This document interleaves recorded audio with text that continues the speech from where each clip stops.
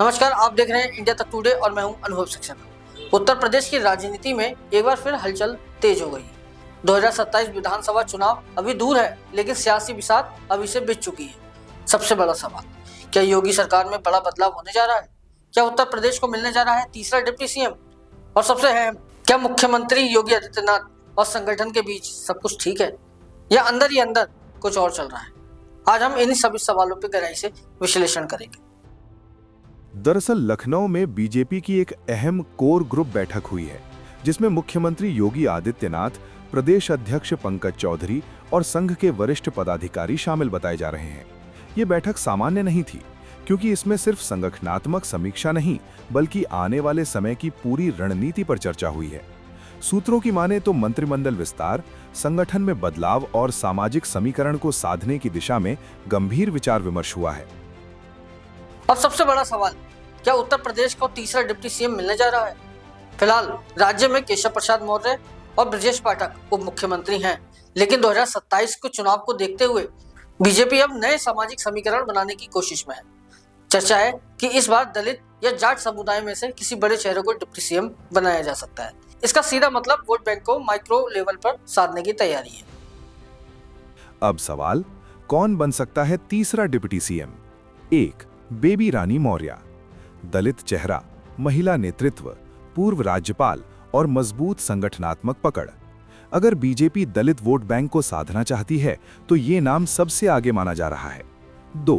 आसीम अरोड़, पूर्व आईपीएस, कानून व्यवस्था की मजबूत छवि, योगी मॉडल के सख्त प्रशासन के साथ फिट बैठने वाला चेहरा। 3.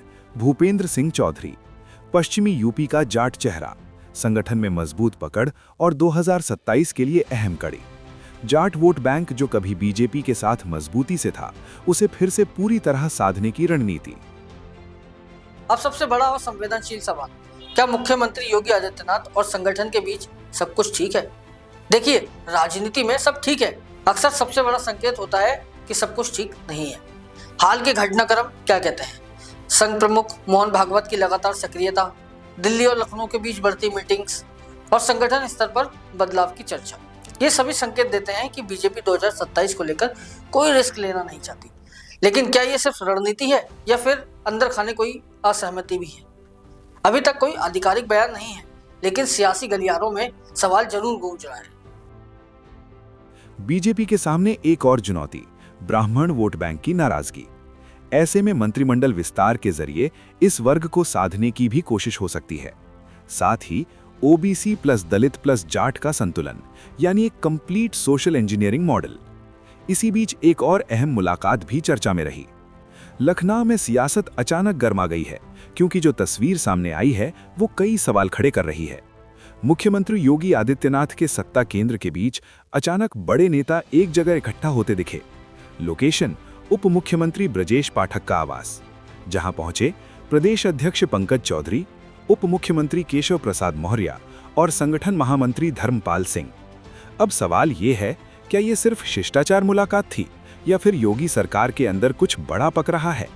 क्योंकि जब सत्ता के बड़े चेहरे एक ही छत के नीचे अचानक जुटते हैं तो सियासत में हलचल होना तय है।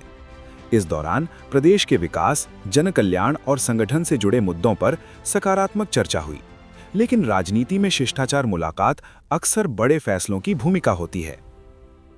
अब सीधा सवाल, क्या आने वाले समय में बड़ा बदलाव तय है? नए चेहरे शामिल हो सकते हैं, कुछ पुराने मंत्री हट सकते हैं, संगठन में फेरबदल हो सकता है और शायद तीसरा डिप्टी सीएम भी मिल जाए। यानी 2027 के लिए रीसेट पॉलिटिक्स तैयार है। तो क्या उत्तर प्रदेश को मिलने जा रहा है तीसरा डिप्टी सीएम? क्या योगी और संगठन के बीच सब कुछ ठीक है या अंदर ही अंदर नई रणनीति बन रही है? आप क्या सोचते हैं? अपनी राय कमेंट बॉक्स में जरूर बताएं और ऐसे ही गहरी राजनीतिक विश्लेषण के लिए इंडिया तक टुडे को सब्सक्राइब जरूर करें। अगर आप ये वीडियो फेसबुक पर देख रहे हैं तो हमारे पेज को फॉलो करना ना भूलें।